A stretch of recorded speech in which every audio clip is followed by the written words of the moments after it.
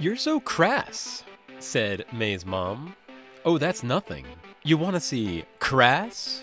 Said May. May's mom replied, What are you doing? Stop moving like that. May said, What's wrong? Is this bothering you? Recognize this quote's movie? Stay tuned to find out, or check out the title of this episode of Talking Pictures Trivia.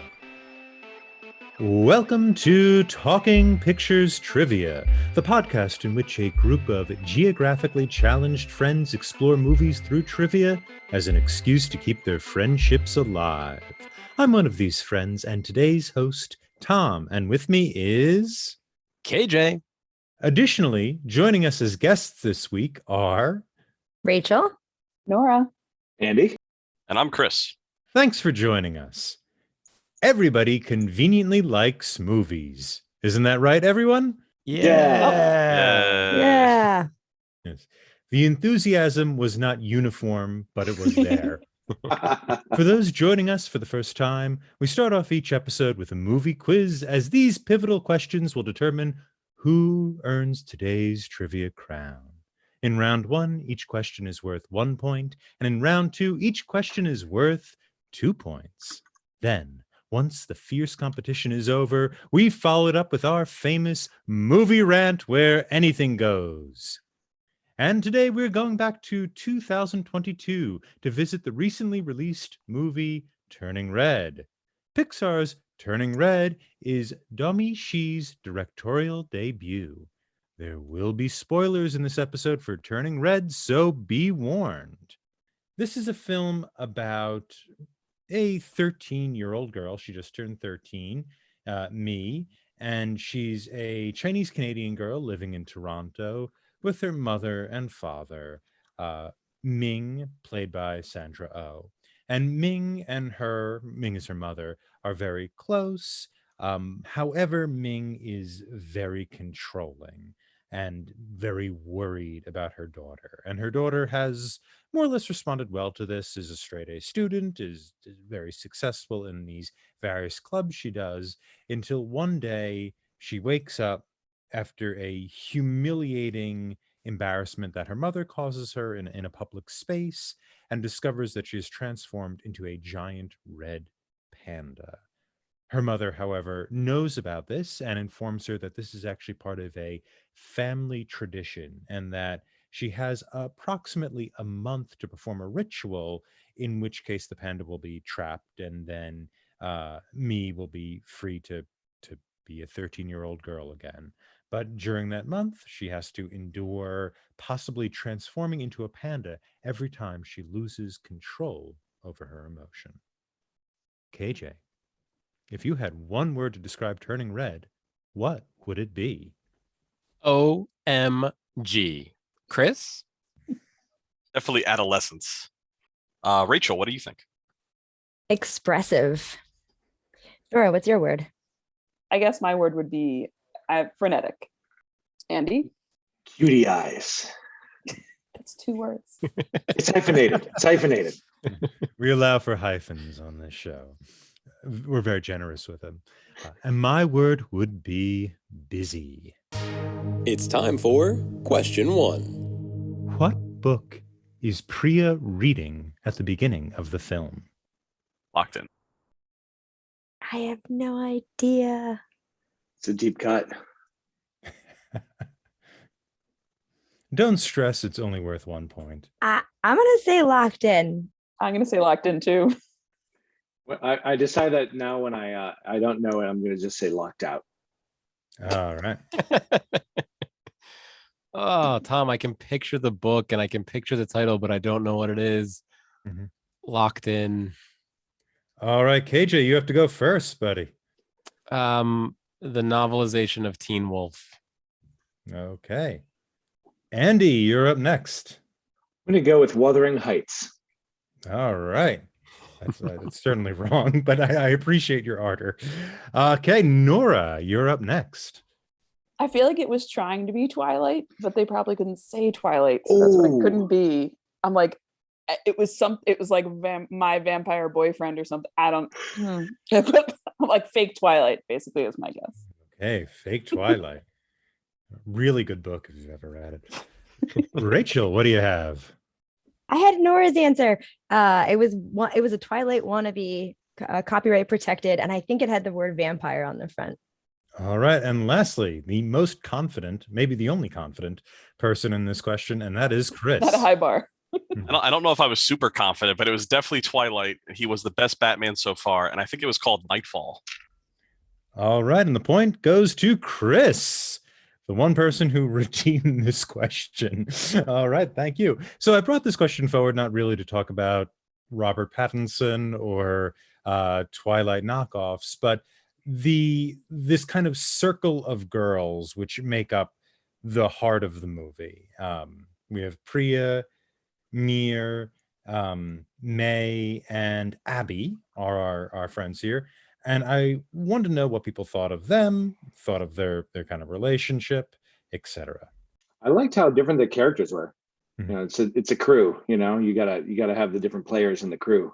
I also really liked their friendship. I felt like that's what kept me watching is a movie with friendships in it is always kind of enjoyable. And this was no exception, that the girls' friendship with each other. Yeah, I really dug the friendship aspect because it really seemed like it was what centered her when she was having trouble with family, when she was having trouble at home. It was the family she chose was able to comfort her and kind of like help her control things. So I thought that was a really good aspect. And I thought all four of those characters were different enough to be interesting. And at the same time, you could definitely see these four girls in middle school hanging out and geeking out over, the latest boy band or the latest Twilight book. I really enjoyed that whole dynamic between the four of them. I really like the like when they were in like defense mode. If anyone tried to do anything to any one of them, they were like immediately on attack. But then sometimes they'd be like, "But wait, that was really weird that you did that." Like, it's like I also have questions, but I will also kill anyone who tries to touch you. Like that. Just very, the whole thing made me think about how you could not pay me $1 million to be a 13-year-old girl again. Like, not for all the money in the world. And like how important it is to have like those close friendships is like basically the only way through it. Yeah, I loved how much of a role model it was. I felt like for young girls in terms of like what a friendship should look like. I think the one thing that struck me was they were definitely middle school girls, but then just watching their friendship was very mature. Right. I mean, they were all super weird in some capacity, but they all, didn't care about their weirdness. And most 8th grade girls in some level do care about weirdness. And so it was, I liked that they leaned in the mature as kind of a, hey, this is what real friends look like. And this is how you can be a good friend. So yeah, I appreciated that aspect of it. The friends also are in tension with the mother, right, and the family, which is interesting that the thing that May inherits from her mother, the red panda thing, that gets calmed or goes away when she thinks of the girls. That sort of heritage vanishes, and she could be modern when she thinks of their relationship. And so that also has kind of an interesting tension there, that the girls are towards the beginning of the movie, the thing that's maybe pulling her towards this individual identity, and by the end there's kind of a compromise she's able to make with the girls and with whatever, her affection and her responsibilities towards her mother. Well, I think it's also like, I mean, the heritage symbolism is interesting. I really saw it as like it's that transition from like when kids are little, like their parents are fulfilling all of their needs. They're, whatever, they fall down and get a boo-boo or whatever, like, or, somebody was mean to me at school. All of that comes to the parents. And then there's like this transition point where they start getting that support from their friends. And it's like the mother was clearly not okay with the fact that like there were other people that were going to be stepping into like what was like her territory. And I feel like by the end, it's like also that balance of like both the mother and the daughter realizing like that's okay and that's part of it. Like your family is not going to be everything. You have to create that, your relationship with the, peers, basically.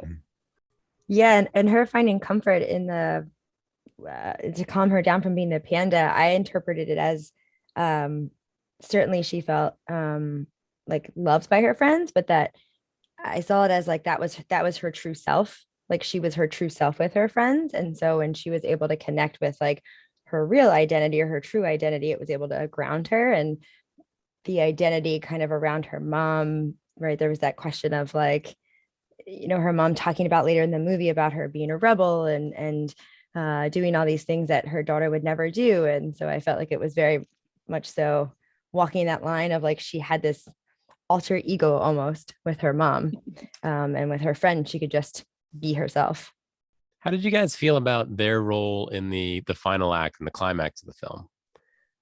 In other words, they seem to support her a lot throughout the film, but then their final act was getting the boy band back together. What do you mean?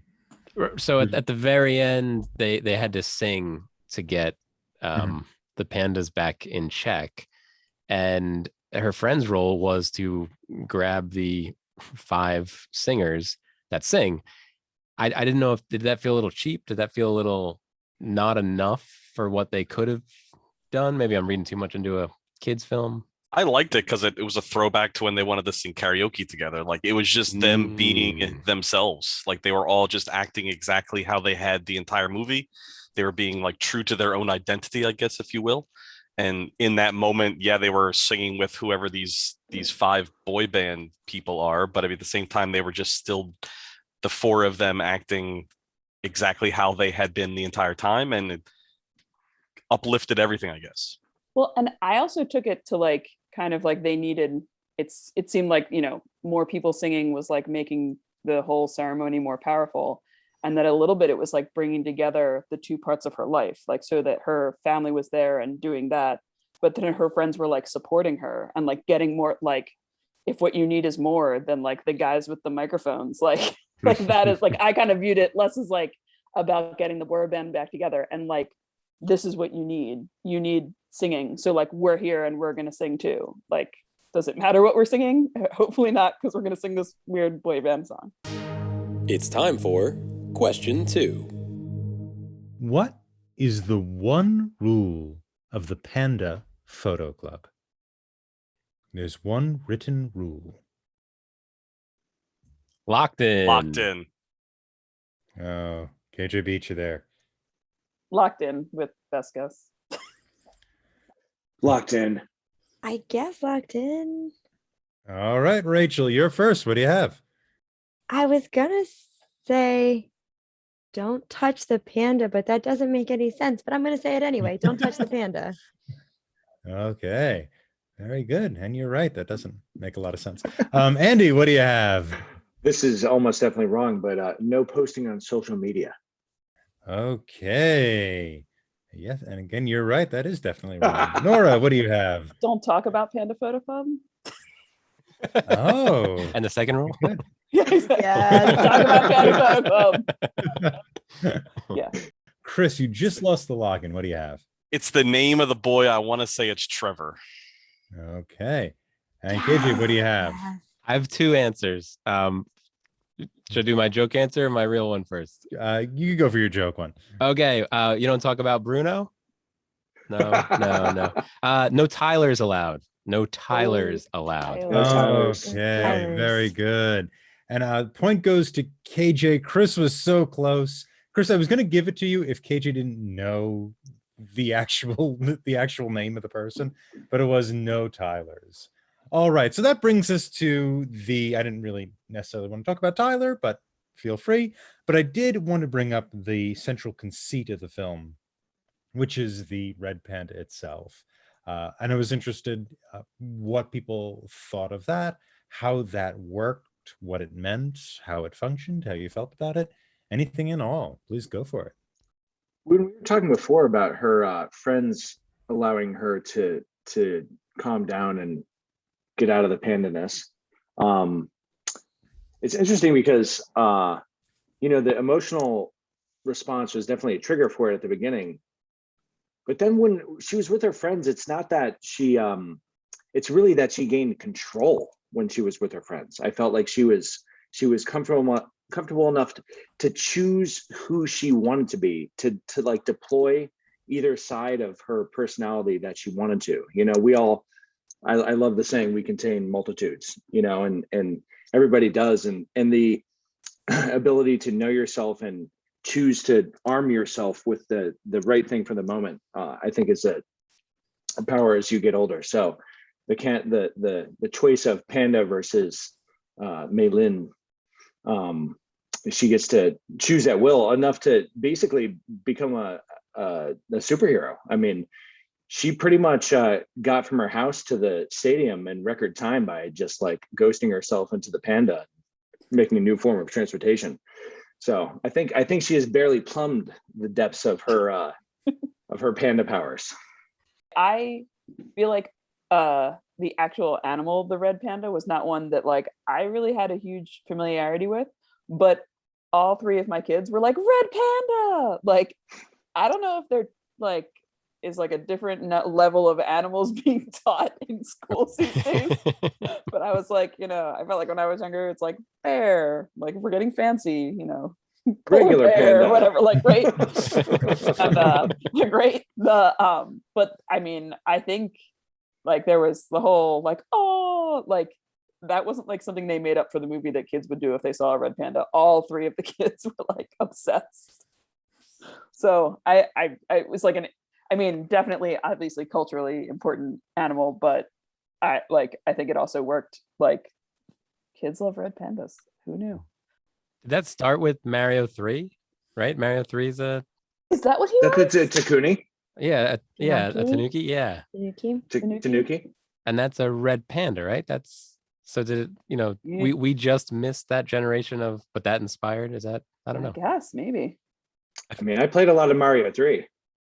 I think locally the red panda is also at the Philadelphia Zoo. So if anybody spent any time at the Philadelphia Zoo, like through their childhood, that's the only panda bear at the zoo, at least the Philadelphia Zoo. So maybe that's why they know it. Yeah, I worked there in college, and it was quite popular, the red panda, when I was there. But then I was gonna say I feel like the pandemic, right? When the pandemic happened, the zoo had to stay open, but not to the public. And so they started streaming from the zoo. And so you would see all the animals, you would see them feed them, you would see them interact with them. So I felt like the red panda got a lot of attention then. And there's a lot of like videos online. And I laughed because they did it in the movie when the panda every time the red panda turns the corner, it goes like this with its hands up. I forgot you guys can't see me. Its hands are up, and that's what red pandas do. If you just Google like scared red panda, you'll find like tons and tons of videos of red pandas going like this. And so there's people they'll do like a back and forth between their baby like getting scared and a red panda, and they talk about how their like baby looks like a scared red panda. But I think the videos during COVID really helped it. But my daughter's favorite animal 2+ years ago was a red panda, and so somebody's doing something right in red panda marketing world. Red panda PR. That person needs a raise. I thought getting back to the movie for a second, I thought in the movie they introduced the red panda as like a very, very strict metaphor for like adolescence and like coming of age and maturing. And then I think it definitely morphed into a whole gamut of different things for different people at different stages of their lives. Like what the red panda for the mom, spoiler alert, everybody turns into pandas apparently. That it's a different thing for the mom than it was for the grandmother, than it was for the aunt. So like it was definitely a multifaceted metaphor, but I think it was definitely meant to be a little bit metaphoric to growing up and coming of age and that kind of friction that sometimes happens between parents and their offspring as their roles change with each other. Like Nora had said before, how like parents are like the world to their kids when they're young, and then they kind of start to fade apart. And it's how does the parents take it versus how do the kids feel about it, and that kind of dichotomy is definitely there in the metaphor, I think. Yeah, and you have the I mean, the obvious one also is the kind of puberty metaphor that comes with that, right? Where you're physically suddenly different than you were before, which is part of that development. What I thought was interesting, and I liked how you described it, Chris, as kind of a multifaceted metaphor, was that the panda isn't just something that happens to this one girl. It's something that's been happening to this one family that comes from this kind of myth. And so it has this sort of almost like Greek creation story type thing, or one of those Greek myths that explains why an echo occurs, or something like that, explains why the stars are the way they are. It's that it kind of explains that these kind of physical transformations started in, however many thousands of years ago, and then we've inherited today, and that's why the way the world is. And so it kind of brings that myth into a very, very specific modern context, namely 2002. So you get a year and a place in which that kind of myth is made real again. And so there's this odd kind of, what I did like about, I struggled with this movie a little bit, but what I did like about this movie is that the panda becomes also this balance between who you're going to be, which is then you're going to be independent and different from the people who raised you, but you're also a product of those people. That in a lot of ways, yes, you can't go home again, and unfortunately, you will always be home. Those two impossible things are both possibly true at the same time. And I think that the panda kind of lives with the panda functions in that way. I also just wanted to mention, I had asked my daughters what their favorite parts of the movie were, and this was the scene, Tom, the fundraising scene that my youngest daughter said was her favorite scene. The dancing, the fun everybody was having. Mm-hmm. The fundraising scene, when they first go to the temple. When they're the No Tylers Club. Yep. Yeah. Oh, that's interesting. Got to break out the merch to make the real money. Yeah. Why did they like that scene? I didn't ask. I think I think it was the energy and the fun they were having. I feel like my daughter Hannah got to feel like she was kind of there with them, or wanted to be there with them, with the panda, getting the swag, right? It was in the school, so a very familiar environment. So I think the party aspect is why they liked it. I mean, they were a tight group of friends. If I were a teenage girl, I would be jealous of that group of friends too. You know what I mean?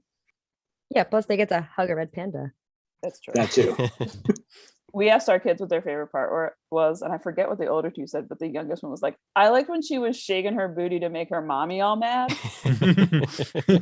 Like, oh, really? Noted.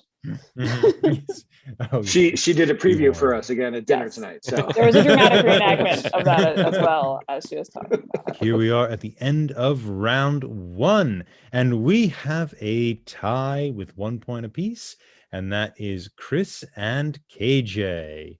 Nora, Andy, and Rachel are right behind. It's anyone's game in round two. See you after the break. Hello, and welcome back to B-Side. Finally, it is B-Side. Today we're going to be talking about Close Encounters of the Third Kind. We're going to be discussing the famous W.F. Murnau film from 1927, Sunrise. The Icelandic movie from 2015, Rams. Juzo Itami's 1985 picture, Tampopo. And today I'm going to be talking about a good old film that we just covered, and this is 1984's Ghostbusters. Talking Pictures Trivia B-Side, wherever you listen to Talking Pictures Trivia. All right, and we are back. Now, I want to ask this legion of guests that we have today our guest question, but there are too many to get everyone to give us their sequel. And so I want a kind of community sequel, a group of us working together to form the sequel to this picture. So who wants to start? Who has an idea that we can build on? I have a start. Okay. What do you got, Andy? So, Four Town, massive hit pop star band, but in the sequel, the family has created a new group called Panda Town, where they're all pandas but they perform the dance numbers and everything. And sometimes they do Four Town like throwback covers, but Panda Town has its own vibe too. Ah, I gotcha. Can we get a little crossover with the Sing group? Like all the animals from Sing can come over and we can have like a panda off. Oh, so now, so Andy's got the base. Andy's got the concept. Chris has introduced the cinematic universe aspect, which is what every producer looks for. Now, what is the conflict? What conflict do we have? So they're on Sing, possibly. There's a panda group. Does somebody want to leave the club? Or somebody loses their ability to repanda. Oh no! Lose your panda. because they're maturing too much. They're middle-aged and they're losing their panda. Oh, so it's a Pixar movie. It's a Pixar movie for 45-year-olds. I'll take Andy's idea and come up with the title. When KJ had told me this was going to be the question, my gut reaction was Turning Blue, subtitle Adulting.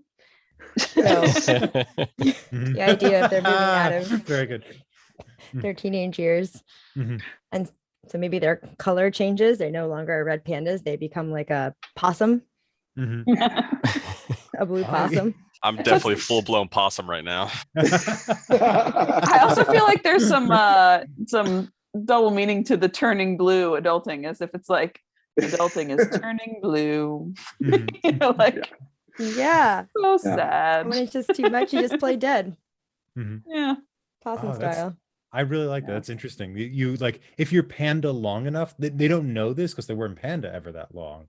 Then you start to opossum and turn blue. You turn to opossum, and you just get smaller. I think I have the solution. Can Cher show up as the great grandmother and then revitalize everybody? And yes, we're turning red again. Like it's huge dance number, huge finale. The Four Town comes back in. Everybody on Sing. Yeah. Grand finale. Wait a minute. I'm getting a call, guys. Hollywood is calling. They want our ideas. I think we're good to go. It's time for question 3. What is the name of May's Tamagotchi-like toy? Do you want to know what? Oh, never mind. Locked in. I'm locked in. All right. Yeah. No idea. Locked in. Locked in with no answer. Locked in, but I also don't know, and I can't even think of a good Canadian joke here. Yeah. You want to give it a whirl, or just submit? Is it Lon Chaney Jr.? Okay. Fair enough.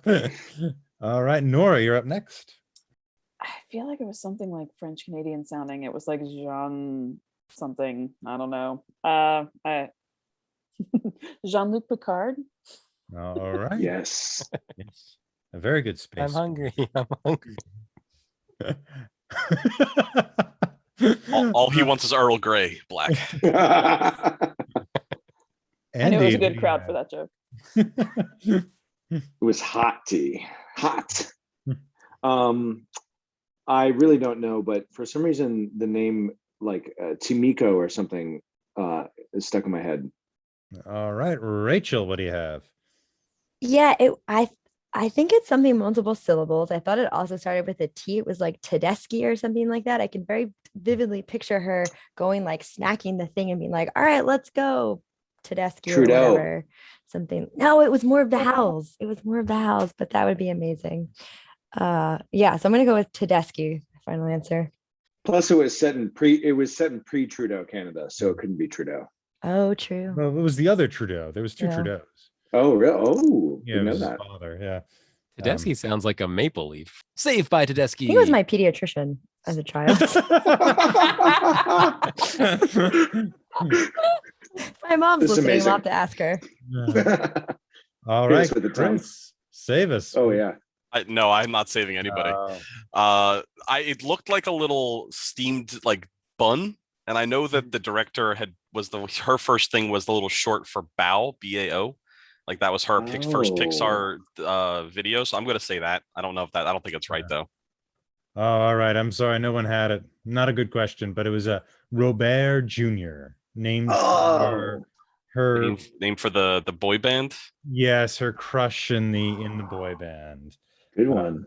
That's right. She does say we're gonna meet your father or something right there, or something like that, doesn't she? To the little Yeah, and your Tamagotchi uncles. Yeah. And your uncles. and your Yes, Yeah. uncles. and your hot uncles. That explains why that joke didn't make sense to me because I didn't get it. You were never a teen girl. Yeah. So the names of all the band members, I was just going over my head constantly. Or what kind of Yeah. Tamagotchis were you imagining these hot uncles to? Some hot Tamagotchis that Andy played with. All right. So I brought this question forward, not so much for Tamagotchis, though, reminisce away if you'd like, but I more about the scene.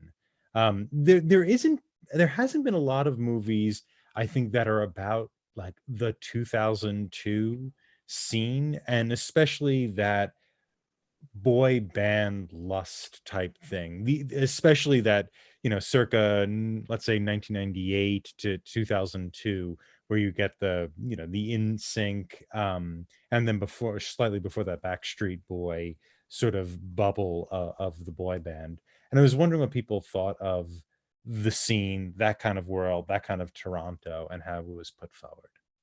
I really loved it because I'm a little older than it would have been, but I was pretty close. I would have been, I don't know, probably 15 or 16 when this girl was 13. So it made a lot of sense to me. I understood a lot of the stuff. It took me a second to realize where they were until I saw it on the camcorder at the bottom. It actually said 2002, but then I started noticing all the flip phones, and then the Tamagotchi actually made sense, like why she had one. So I really dug it. I thought it was pretty much, I assumed that it was because the director, like, this is, I don't want to say it's biographical, but it's definitely got a little piece of biography for a lot of the filmmakers who made it. And they all seem to be close in age to myself, like late 30s to early 40s. So I felt like maybe that year was picked specifically because one of them, maybe the director, maybe a producer, was 13 in 2002. And a lot of the boy band craze and a lot of the being a teenage girl kind of thing came from their personal experience. At least that's what I assumed. I don't know if that's correct, but that was my assumption. She was born in 89, the director. I feel like that would have been dead on for that, because I feel like the age I am, it was like my friends, like little sisters, were the ones that were like obsessed with the boy bands and stuff. But I mean, I thought it was like both. It made me feel old that it's like, this is set in the past in 2002. Like, that's a bit 20 jarring. years ago. Like, ouch. But like all the throwback stuff and the different little things that make it that time period, all the, like, the houses still having, like, every house had a phone, all the flip phones, all that, like, all of that stuff was very, like, accurate and fun. Like, it's not a period I would have picked or like thought people would pick for a movie, but definitely I liked it. I like the vibe of the story would be a lot different now, because I think a movie about modern middle school would be a movie about smartphones and social media, and modulating middle school friendships through that medium. But they got to skip that, and it was more, IRL basically. A movie about middle school today is the top of somebody's head because their head is down and they're in their phone. It's, you don't actually see anybody's face, I don't think, anymore. Like all the modern movies where it's just like the basically the text string over a shot of them, typing, and all the emojis.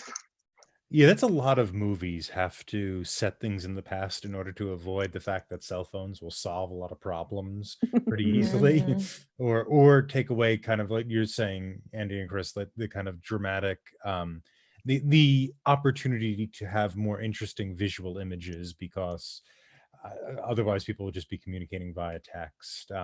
It was nice that it moved it out of the kind of social media dynamic in order to have this kind of live action, so to speak, thing that's going on.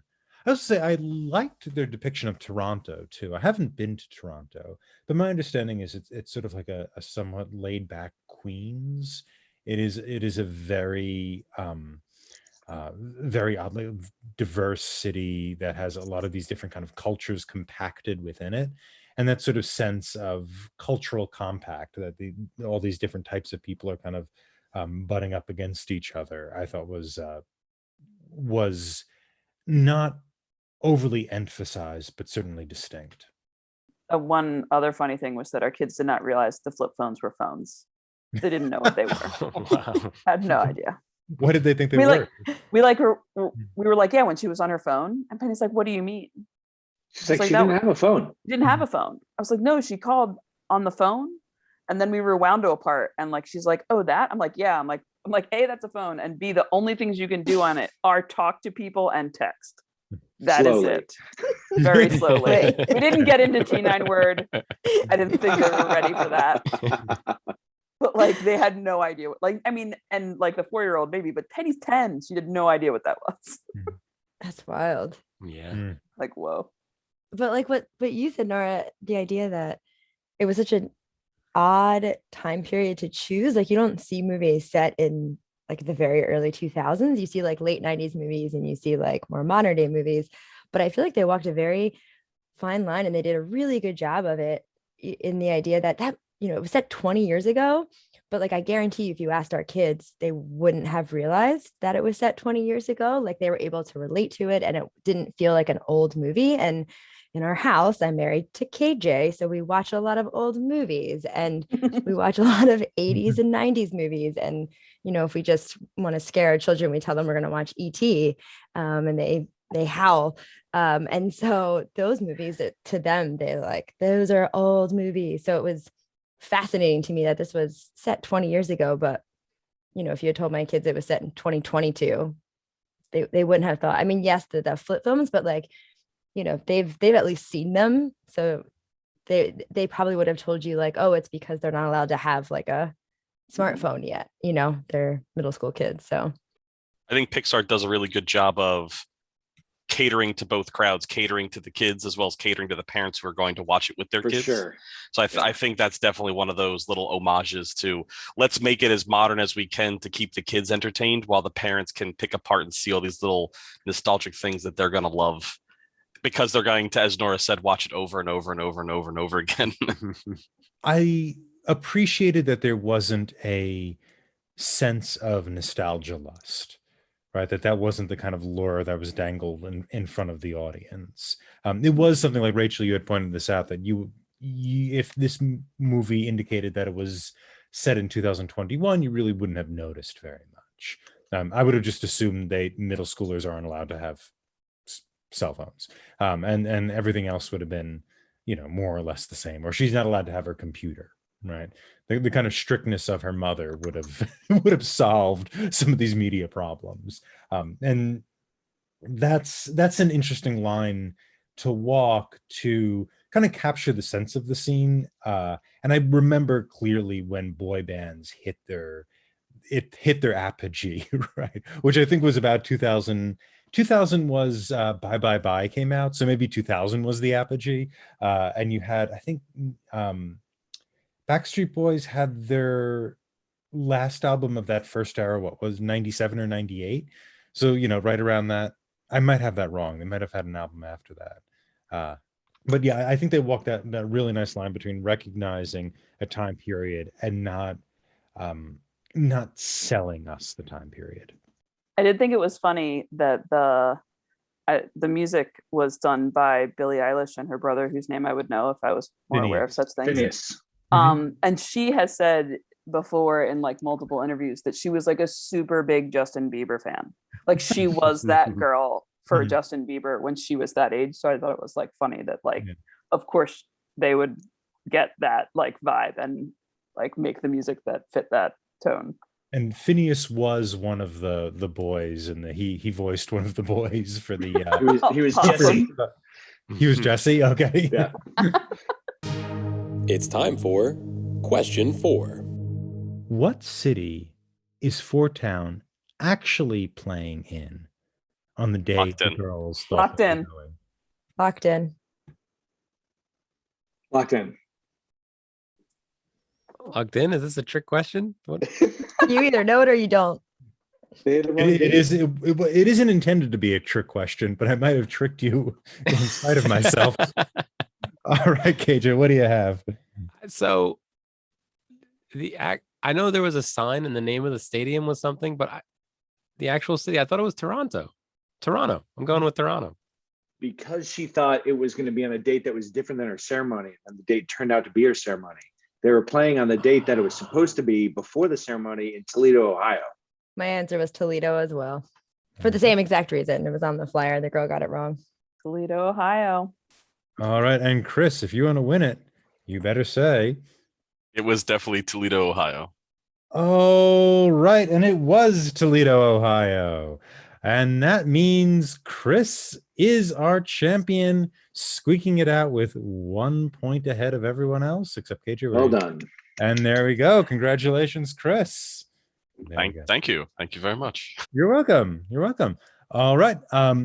So I brought this question forward because I wanted to talk about the maybe part of the movie that I liked the least, but has to be brought up, which is the climax and the denouement, the stadium scene. I was wondering what people thought of this, how this movie closed up, and how the mother was brought into the conflict in a new way. So before we, do they traverse from Toronto to Toledo and back again a few times, or it's just one? It's a one way. Just Toronto. Okay. So They- Toledo was Yeah. only brought up because they thought the concert was going to be on the 18th, but then they found out the concert was really going to be on the 25th. And the reason why that girl thought it was going to be on the 18th is because she read the flyer wrong and she was telling them the Toledo date. So no one ever went to Toledo. It was just They were It on was the just- roof. she told them the 18th because she thought she read the flyer wrong and thought Got it. Toledo was Toronto. So when we saw Four Towns singing, it was in It was in Toronto. Toronto. It was The in Toronto actual on city the, they on were the in was 25th. No one Toronto. ever went to Toledo. Fun fact, Okay, no one ever does I was go looking to up the Toledo. mileage. Like that's. I was like, I hear they make really good vacuums there, or whatever it is. No one wants to go to Toledo. Red pandas also fly. I know, but not everybody. They all got their passports. How many miles is it from Toledo to Toronto? It's almost 300 miles, and If only we had this is smartphones. right after the Patriot Act. So there's also bound. Like, I was I trying was to- gonna say, I'm like, they would have had to. The flights were tied super up in cheap. customs. It was very affordable to fly in 2002. Yeah. Well, to go back to your question, I thought it took an interesting turn there because before that, the supernatural kind of physical power nature of the panda didn't come into play that much, except for a little bit of fighting and like I was saying, the kind of travel thing.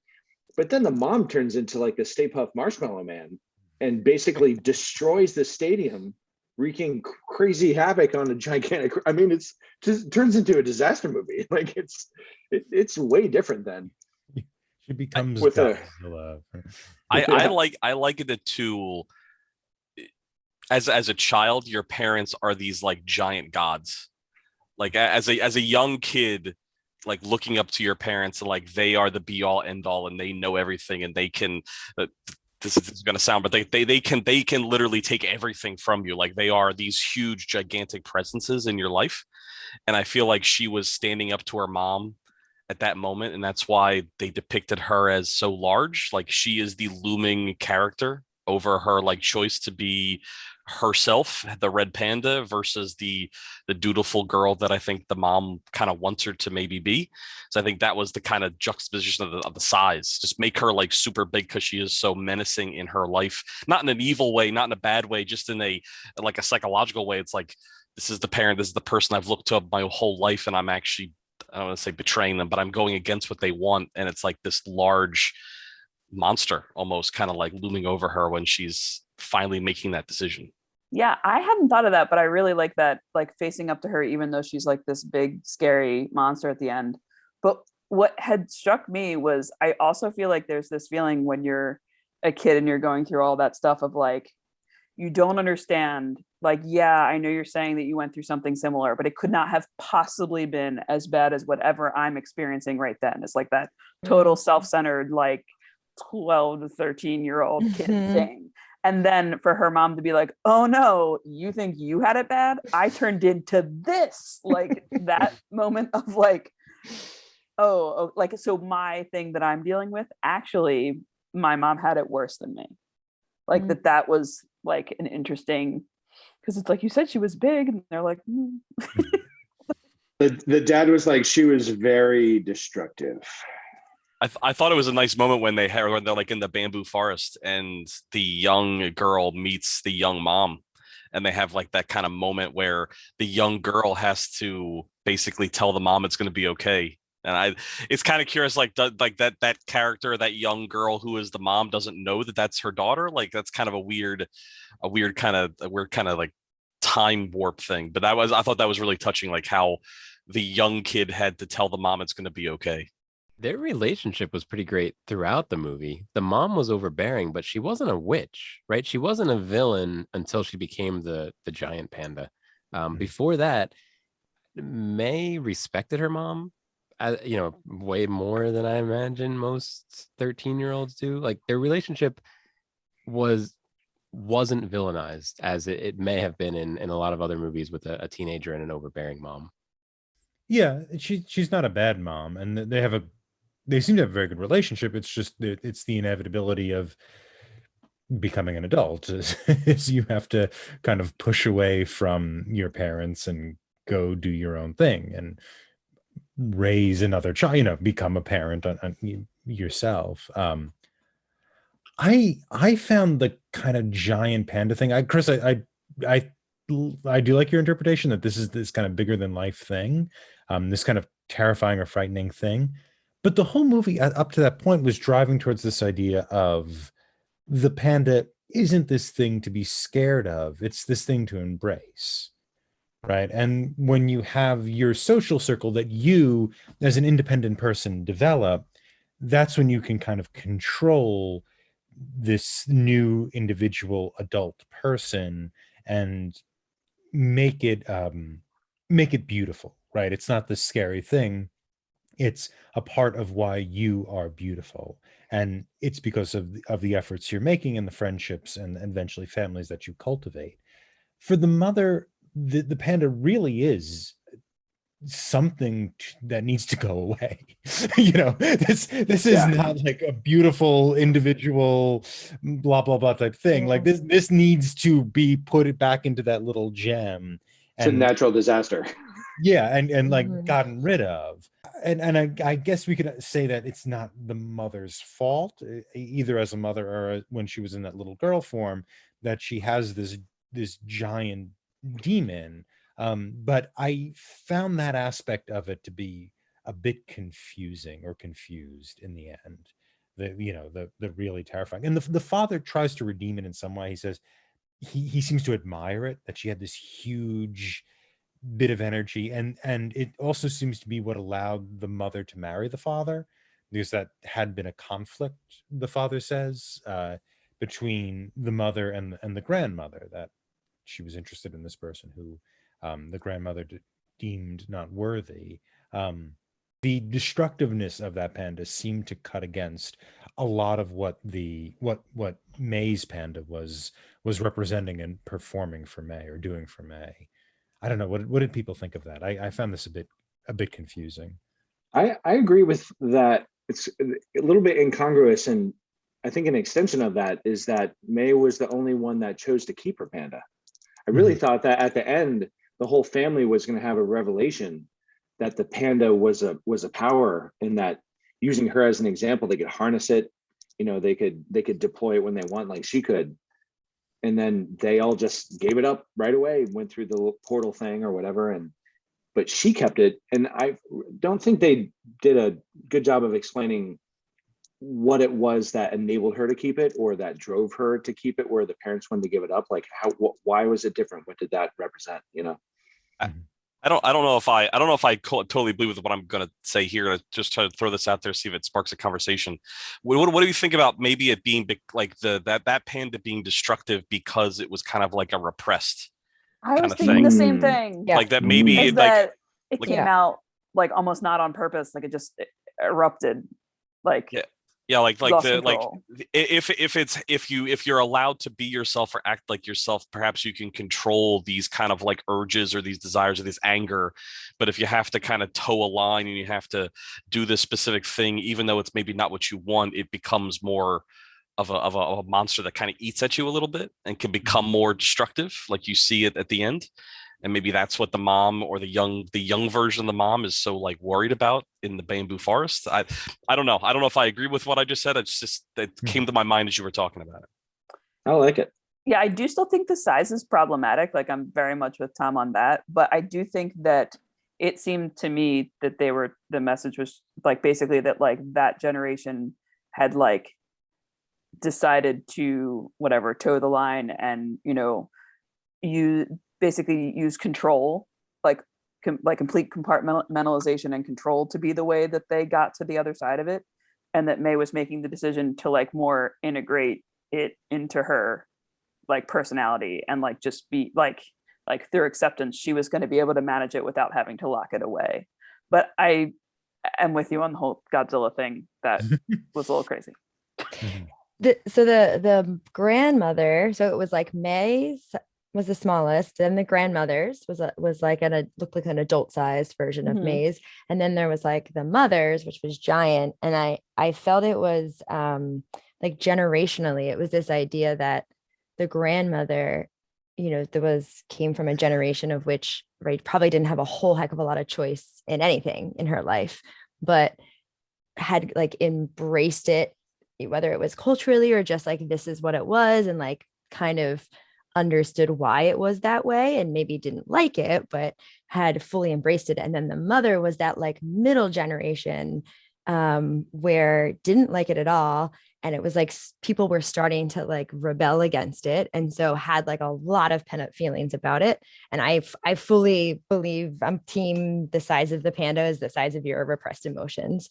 And then May's was, you never really, even when she got like upset, right? She was, I mean, most teenagers get way more like enraged about stuff than she did. So like hers was more of this, like it was smaller because she did show her emotions, and her mom wasn't happy about it, but it was, I think we just had this conversation the other day, KJ, about this idea that like our grandparents, their parents made a lot of decisions for them, like their wedding, their house, there are a lot of things like that. And then like our parents are kind of like this middle generation of like where their parents may have made those decisions, but our parents didn't make those decisions for us. So they kind of got like both sides. And then like our generation came along and was like, nope, we'll do our own thing. Thanks. And so that for me, it was very like the three generations and how they handled being controlled. It's time for Movie Rant. We've been talking a lot about the giant panda. That my other daughter said that was her favorite part when the giant panda showed up. Destroyed Rogers Stadium.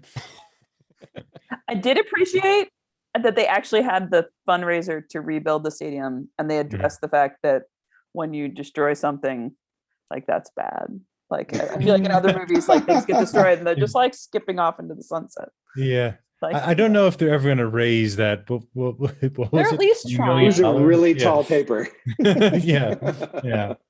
I mean, that was in my my one word to describe is the cutie eyes, but it's representative of kind of the stylized nature of the action. I mean, it was almost a bit of an action movie mixed in with kind of a teenage drama, but I liked, I mean, obviously it's a cartoon about a girl turning into a panda, so the realism is out the window, but beyond, I mean, that can be kind of like the mythos of the conceit of the show, but like the stylization of it made it just really extra fun. It was like quick action sometimes, and the cutie eyes, and it just made it gave it that little sprinkle of something else that made it more interesting, I think. It kind of reminded me of Scott Pilgrim. Yeah. Like that vibe, which I also love. Speaking of the cutie eyes, can we talk about how the parents just have a random box of kittens just on the call, like waiting. And apparently all the generations have it because they say she even passed the kitten test. Like that means that all of them have had to pass the kitten test. Like they just randomly keep kittens in a box. That's strange. In case of kitten emergency. In case of emergency, open box for kittens. Yeah, for generations, going back to the Ming Dynasty, everybody in this family has a box of kittens. I didn't know that the director directed Bao. I saw Bao, a while ago when it came out on Disney Plus, and that's a weird short. I mean, it has some of the same themes of growing up there, but the director really likes food, probably. which I'm in for. And the food in this movie made me really jealous. I wanted to eat it. It looked great. And the characters were like, "Oh, we get to come over and eat his food. Amazing!" He was kind of famous for it. But all that, I don't know. I wonder what style of Chinese cooking it was, but it looked really tasty. But the food must play an important role here. There's some deeper symbolism with the food. Yeah, it seems like she is interested in. And what I like to is deeply respectful of this kind of traditionalist idea. The movie doesn't seem, even in its I'm going to be an individualism, right? This movie has this kind of individualistic flavor to it. That's they announce that at the end in the stadium speech.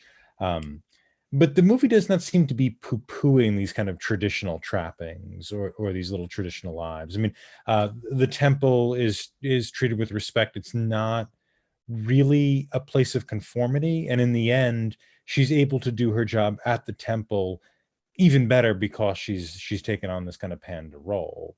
It does seem to be a movie about the balancing of your family life, which is also sort of a stand-in here for those kind of traditions and norms from the past, and this sort of natural instinct to become independent and become your own person, to live in a modern city like Toronto is, and to take those kind of cultures with you into the new world. And so the movie had this kind of nice balance there. It didn't vilify one of those spheres. It seemed to dance between those things. It's kind of a movie about the melding of the spheres, because at the very beginning, there's a really bright line where she kind of had to transition into that traditional role. And at the end, it's much more fluid. Her friends are there. They're going to have dinner, the traditional Chinese dinner, and it's much more mixed. Yeah, that's a good point. Yeah, they got sort of overlap. They get along. Yeah. I'd like to once again congratulate our winner of the week, Chris. Congrats, Chris. Thank you very much. Nicely done. Yay. All right. You can find more of our content wherever you listen to podcasts, on our YouTube channel, Twitter at Talking Studios, and our website, talkingpicturestrivia.com. We are extremely grateful to all those who subscribe, like, follow, and leave a review. What other new releases would you like Talking Pictures Trivia to cover? Let us know on Twitter, talkingpicturestrivia@gmail.com, or give us a call at 201-467-8679. Thanks again, everyone, for joining us today. It's always a Thank pleasure, you. guys. Thank you very much. All right. Good times. Great to see everybody. You. You can find me on Twitter at ThomasLehman15 and check out our sister podcast, Talking Pictures Trivia B-Side. You can find me on Twitter at KJ10001000. Join us next time when we start our biopic movie block by discussing Tom's recommendation from 1997, Koon Dune. Stay tuned for our first impressions of Koon Dune. Ding, ding, ding, ding, ding. Hey. Next week, we'll be discussing Kundun. Tom, how was your watch? I initially watched this movie in college I believe it was a film class. I think Pat Cavan was also in that class. Pat Cavan, who's a frequent guest here, and I really love this movie. I have not seen it, I think, since the late 2000s. I actually have it on DVD to talk about how long it's been since I've seen it. And rewatching it again, Oh man, this movie kills me. I really love it. I think it is my favorite Scorsese film. I think that ending sequence, the last 15 minutes of it or so, really make me, I wouldn't say upset, but are overwhelming. I think it's the most overwhelming anything Scorsese has done. It's really hard to describe that last montage, how hard it hits you, how deeply ironic and unveiling it is at the same time. I think, and it's also a very deeply strange movie. It's a movie made by an outsider looking in on something he doesn't fully understand, but still holds appreciation for. And I'm in that position as well, not being a Buddhist or a Tibetan or anything like that, that I feel Scorsese's position as that outsider looking in. And I really adore this movie, especially that ending 10, 20, 30 minutes. It's devastating and it's overwhelming. Kevin, how was your first watch? I just watched this recently over the past few days, and I'm a big fan of the Dalai Lama. I'm a big fan of Eastern philosophy. So I'm kind of surprised I haven't seen this movie, but I did really enjoy it. My first impression of it was that it's a little bit dated, I think, but it holds up well at the same time, if that makes sense. But yeah, I think what you said absolutely makes sense, that it hits you in a way that I guess you kind of expect, but is devastating all the same. What did you think, KJ? So the first time I watched this film was in high school for a class. We had TV production class in high school, and the teacher, Salisbury, she puts this movie on and was really excited, I guess, about the camera work. So the only thing I really remembered about this movie was, oh, the camera work. Oh, look, first person, the camera work, very exciting. So on this watch, I thought it was just going to be the camera work, but holy moly, guys, I'm sitting on the couch like almost in tears, thinking, whoa, how are we going to talk about this? So, yeah, it's not an easy movie. How about you, Nick? This is a great movie to multitask while watching. So I was able to do 3 meal preps for this new dinner service, meal kit service I have over 3 nights to finally finish this film on time today. That being said, I did really enjoy learning more about the history of the Dalai Lama, but I don't know if I could have thrown this one on the big screen and just sat there for 2 hours and change and watched it straight. So I think we're going to have some interesting conversation about this one from different perspectives. Moving on, Tom. Are you frozen? Ooh, I think Tom might look like that all the time, but I think he's frozen that way. It's a very austere look. It does look like that a lot too. Only one of you knew the title. Should take a screenshot here. Oh, too slow. I took a screenshot. I got one.